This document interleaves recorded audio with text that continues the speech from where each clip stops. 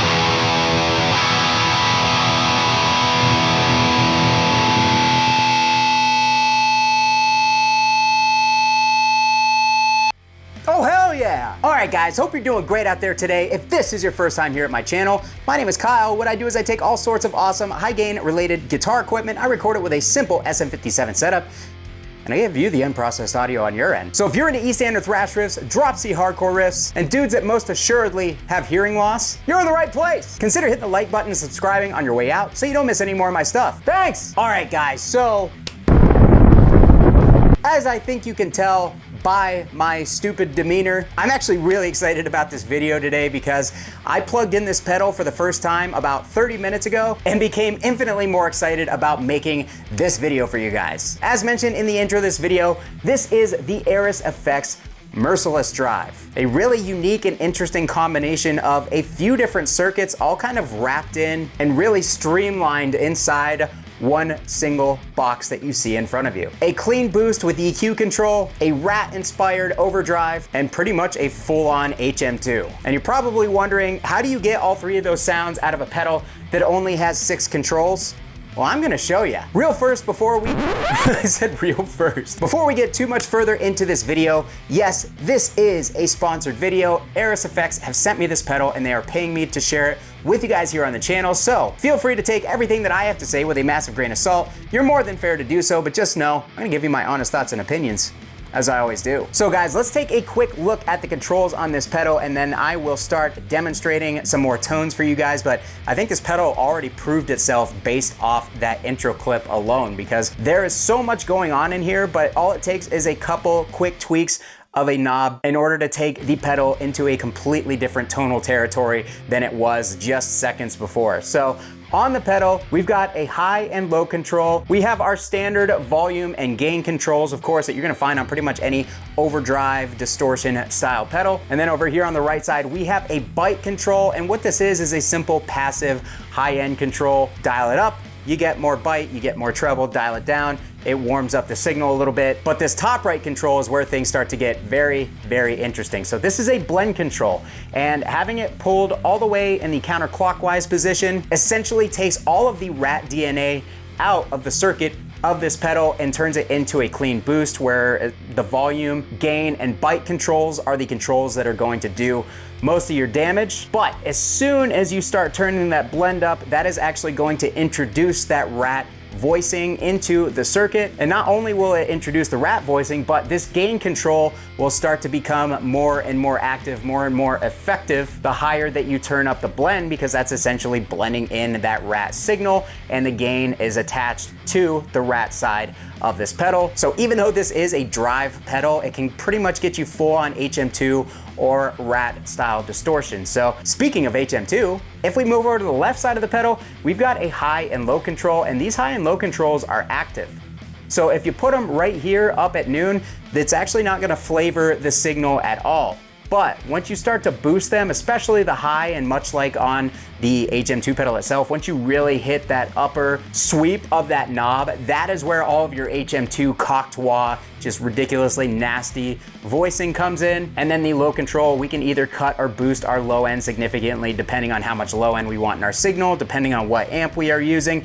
So yeah, I think I pretty much demonstrated all that in that first clip alone, but we're gonna roll through a couple more tones on a couple more classic amplifiers to see what this bad boy can really do. So we're gonna start off by putting the high and low basically right at noon. I'm gonna turn that bite all the way down. We're gonna pull the blend all the way down, or gain all the way down. Wow, I really cannot talk whatsoever. And we're gonna have the volume all the way up, so it's more or less a traditional style clean overdrive boost. And we are gonna go back to the EVH 5150 Stealth. All three of these amplifiers are going into a Friedman 212 cab with vintage 30s in it, and we have an SM57 on those V30s. For these clips, I'm going to be using my Grzenia Royale guitar with a Seymour Duncan distortion inspired bridge pickup, shall we say. So let's go ahead, let's kick this amp on. Let's turn the drive off. Here is our stock amp tone, no pedal.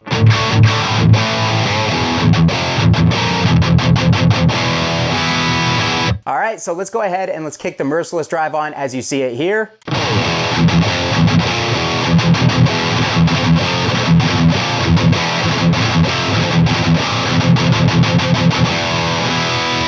All right, so with the volume all the way up, we're getting a lot of noise through the amplifier, and I think that that just shows you that it's introducing a lot of output, but it's not really coloring the voice of the amp too much. It's really just kind of boosting it and also tightening it at the same time. A lot of clean boosts when you pull them or push them really hard. They fatten the amp up and make it sound really tubby and gross.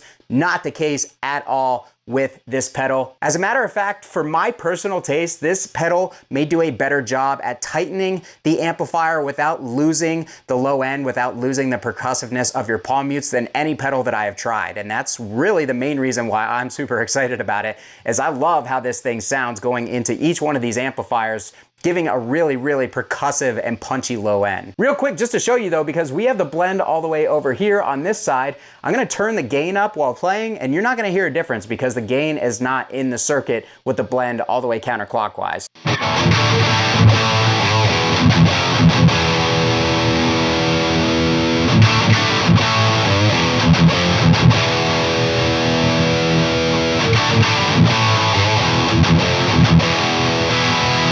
So yeah, as you can tell, even though we've got that gain dimed, it's not doing anything. But I'm gonna slowly twist the blend knob in the clockwise direction, and you'll start to hear that gain is actually gonna make a pretty significant difference.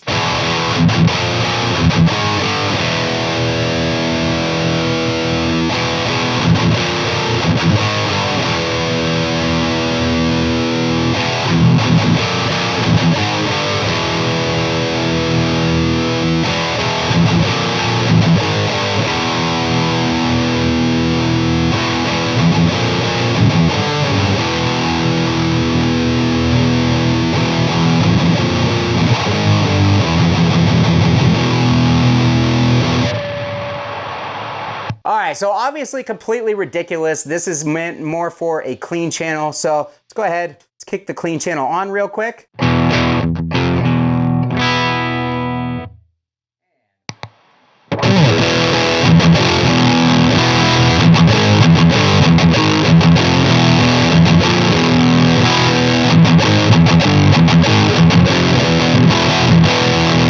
So yeah, we have a fuzzy rat styled distortion going into the front of a clean channel. So again, even more versatility with this pedal, but I want to stick to using this as more of a boost on a gain channel. So back over to the blue channel, we are fully blended into the rat side of the pedal.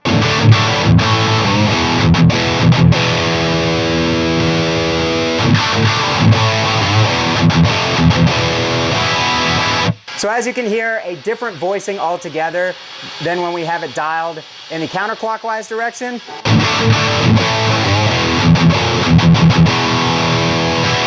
It's a little bit more fuzzy, it's a little more broken sounding in the saturation of the distortion, and it sounds pretty cool. So now it's time to get into the bite and the high and low controls. So we're actually going to kick the pedal on, and I'm gonna turn the bite up.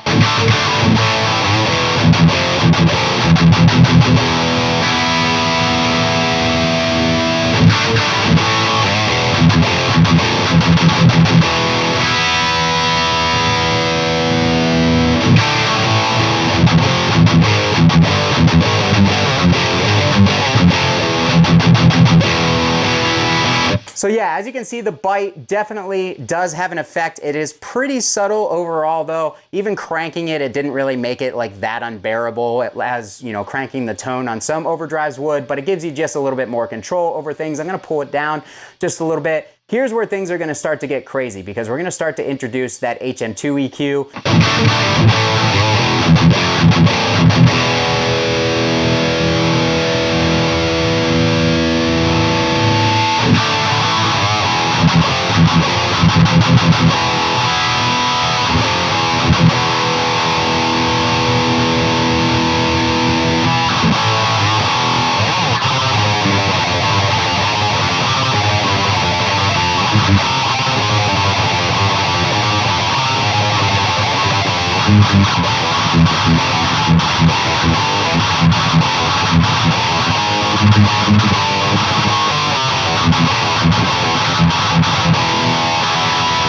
So yeah, as you can see, we can boost or cut the low end, but turning that high up is essentially how you're going to get your HM2 style tone out of this pedal. So tons of flexibility. There's so much going on here, but I actually want to move it over to the 2203 now because this is not a high gain amp at all. And I really think that the HM2 and the Rat styles of distortion that this pedal offer are going to shine on this amplifier. Let's do that now. All right, guys, so we are now on the Marshall. We're gonna start off by showing the pedal in just the clean boost side of things.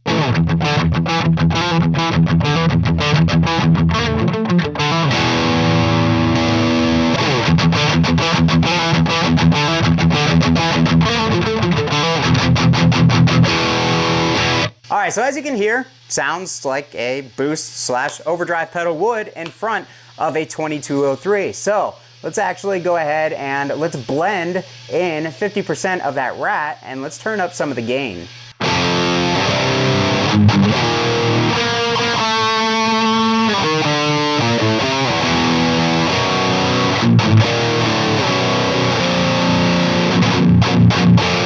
All right, so as you can see, definitely giving it that ratty style of voicing.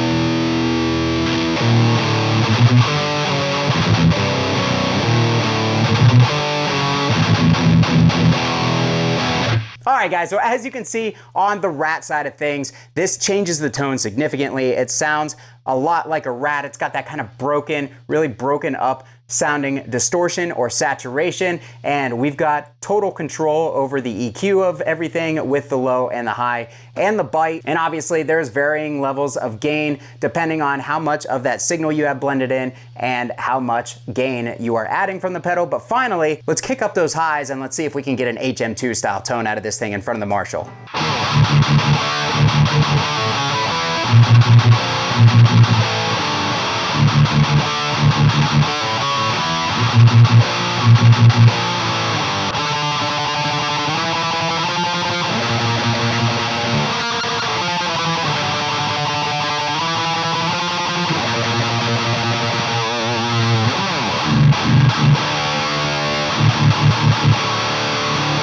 I forgot I was in drop C at the end of that. So yeah, as you can tell, straight up HM2 right there. There's really like nothing not HM2 about it. I originally thought that this pedal was going to be more of an overdrive flavor, kind of like the Era's HM808 that I demoed was, but no, this thing can go straight up HM2, can go straight up Rat, or it can just be a clean, super tight overdrive. So seriously, you're gonna get a lot of use out of this pedal. And if you don't own any of those 3 pedals, you can get all 3 in one circuit right here. Last but not least, we've checked out all the crazy stuff, but can we put this into the front of a big sloppy floppy Mesa Tremaverb and get a tight percussive and good sounding high gain tone with it? We're gonna try. All right guys, Mesa Tremaverb. So we are gonna go straight into the amplifier with no boost so you guys can see how the amp sounds without it. Then we're gonna kick it on and you guys can see how it sounds with it, obviously. I don't know why I need to explain that. Don't worry, I'm yelling at myself, not you.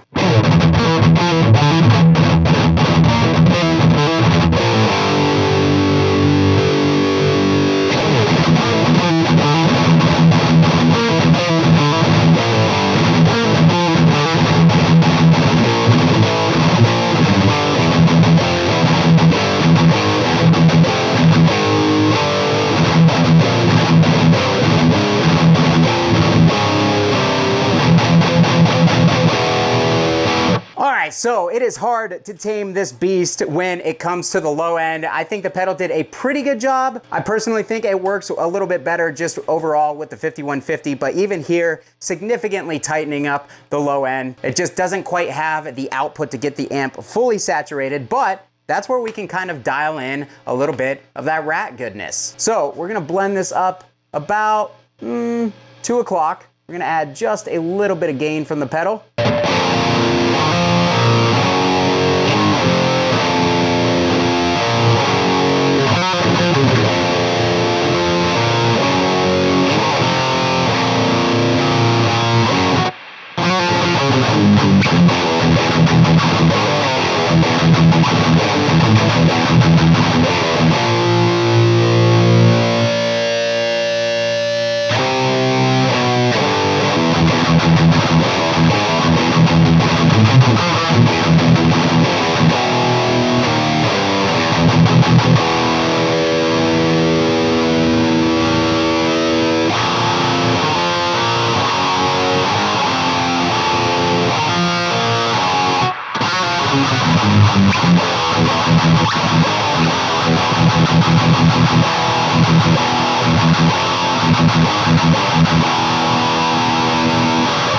So I think my eardrums are bleeding at this point because I definitely have the amp too loud here in the room.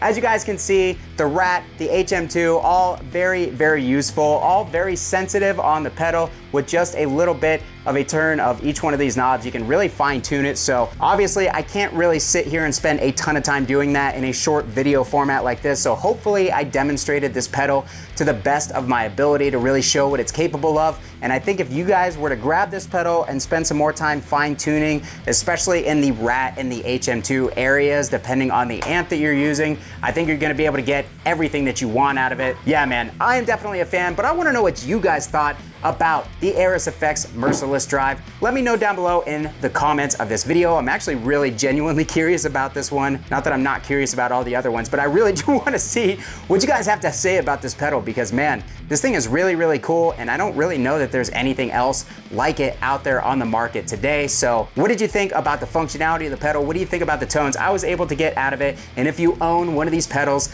let me know what you think about it down below in the comments of this video. Really looking forward to see what you guys have to say about this one. If you guys want to pick up one of these pedals for yourself, I will drop a link down below in the description in order for you guys to be able to find this thing. Regular pricing on this is 249 Canadian, which works out to about 185 bucks, but currently it's actually on sale for 219 Canadian, which is about $158. That is going to do it for me today, guys. Thank you so much for watching. If you liked the video, hit the like button. If you're not subscribed, what the hell's wrong with you? Subscribe to this channel. And yeah, I'm out of here. Kyle here again. We'll see you next time.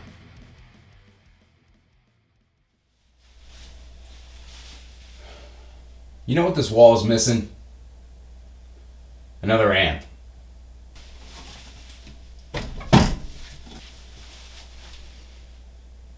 There we go.